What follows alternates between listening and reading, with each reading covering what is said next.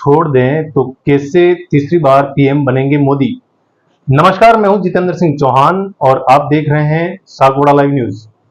लोकसभा चुनाव के नतीजे साफ हो चुके हैं। अब सवाल सरकार बनाने का है। प्रधानमंत्री नरेंद्र मोदी ने राष्ट्रपति को इस्तीफा सौंप दिया है और राष्ट्रपति ने इस्तीफा स्वीकार भी कर लिया है। बीजेपी अपने बलबूते पर बहुमत हासिल नहीं कर पाई, लेकिन उसकी एनडीए ने 292 सीटें जीत ली हैं, यानी बहुमत से 20 सीटें ज्यादा। दूसरी तरफ 234 सीटों वाला इंडिया अलायंस भी सरकार बनाने की जुगत में है, लेकिन पलड़ा एनडीए का भारी दिखाई दे रहा है। मोदी लगातार तीसरी बार प्रधानमंत्री बनने से कुछ ही दिनों की दूरी पर हैं, मगर कैसे, आइए समझते हैं। सबसे पहले दोनों गठबंधनों के आंकड़े जान लेते हैं। लोकसभा में 543 सीटें हैं। सरकार बनाने के लिए कम से कम 272 सीटें चाहिए। बीजेपी की अगुवाई वाले एनडीए गठबंधन को कुल 292 सीटें मिली हैं। अगर चंद्रबाबू नायडू की टीडीपी एनडीए का साथ छोड़ देती है तो एनडीए के पास 292 सीटें हैं। इनमें टीडीपी की हिस्सेदारी 16 है। अगर टीडीपी इंडिया अलायंस के साथ चली जाती है तो एनडीए के पास 276 सीटें बचेगी, यानी बहुमत से 4 सीटें ज्यादा। एनडीए की सरकार बन जाएगी। 292 माइनस 16, 276। एनडीए बहुमत से 4 ज्यादा।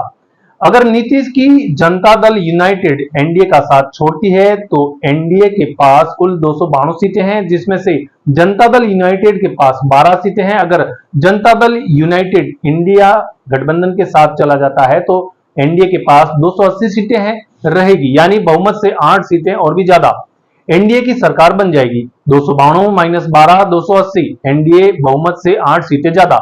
अगर टीडीपी और जनता दल यूनाइटेड दोनों एनडीए का साथ छोड़ देती हैं तो टीडीपी की 16 और जनता दल यूनाइटेड की 12 सीटें मिलकर 28 के आंकड़े पर पहुंचती है। अगर एनडीए की कुल 292 सीटें में से टीडीपी और जनता दल यूनाइटेड की सीटें माइनस कर दें तो आंकड़ा 264 पहुंचेगा, यानी बहुमत से 8 सीटें कम। ऐसे में एनडीए सरकार बहुमत से पीछे रह जाएगी। TDP plus Janata Dal United यानी 16 प्लस 12 28। अब 292 माइनस 28 264। एनडीए बहुमत से 8 सीटें पीछे हो जाएगी, लेकिन एनडीए का बड़ा गठबंधन रहेगा। पहले और दूसरे प्लान में एनडीए के पास बहुमत है। ऐसे में प्री पोल अलायंस को बहुमत मिलने की स्थिति में राष्ट्रपति एनडीए के नेता को सरकार बनाने के लिए आमंत्रित करेंगी। गठबंधन के नेता होने की वजह से मोदी प्रधानमंत्री पद की शपथ ले सकते हैं। अब तीसरे प्लान में भले ही एनडीए बहुमत से पीछे रहेगी, लेकिन सबसे बड़ा गठबंधन होने की स्थिति में राष्ट्रपति उसे सरकार बनाने के लिए आमंत्रित करेंगे। इस स्थिति में प्रधानमंत्री नरेंद्र मोदी पद की शपथ लेंगे। हालांकि बहुमत साबित करने के लिए उन्हें 8 सीटें जरूरी होंगी।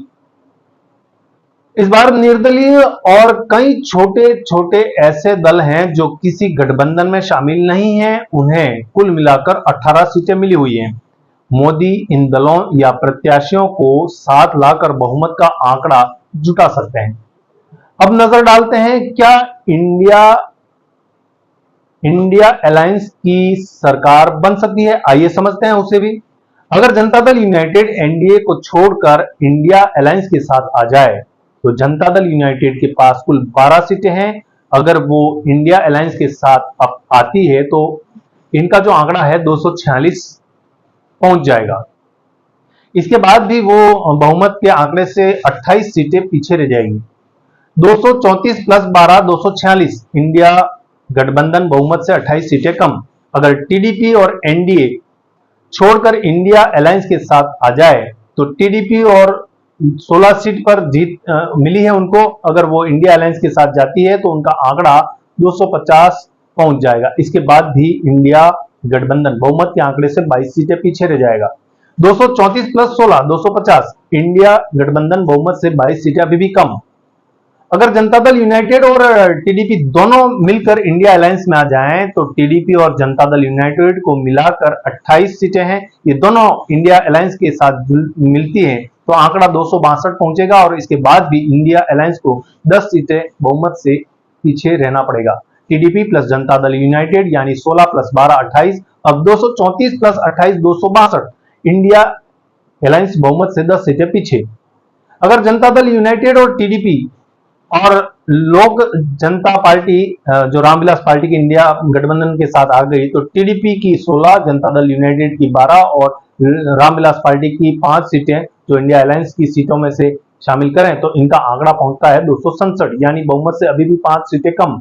यानी इन तीनों पार्टियों के साथ आने के बाद भी इंडिया अलायंस बहुमत से पीछे रह जाएगी। टीडीपी, जनता दल यूनाइटेड, रामविलास पासवान वाली पार्टी 16 + 12 + 5 33, यानी अब 234 + 33 + बराबर 267, यानी 5 सीटें अभी भी कम।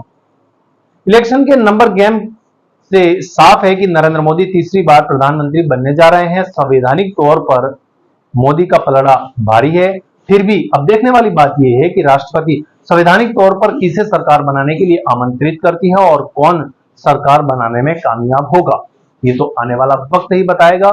दरअसल भारत के राष्ट्रपति परंपरा के मुताबिक सबसे बड़े अलायंस या सबसे बड़े दल को सरकार बनाने के लिए इनवाइट करते हैं। इस चुनाव में 292 सीटों के साथ एनडीए सबसे बड़ा गठबंधन है और 240 सीटों के साथ बीजेपी सबसे बड़ा दल है।